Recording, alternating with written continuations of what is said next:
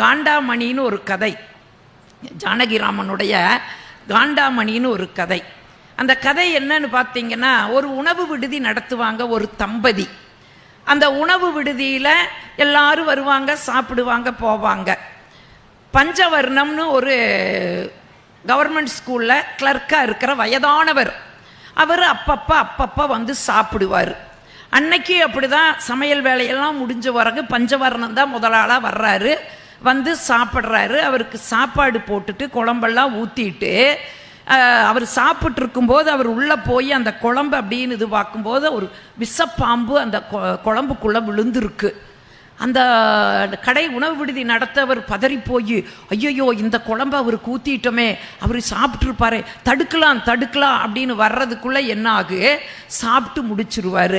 அவர் இலைய மூடி எடுத்து போட்டுட்டு அதுக்கான காசை கொடுத்துட்டு போயிடுவார். உடனே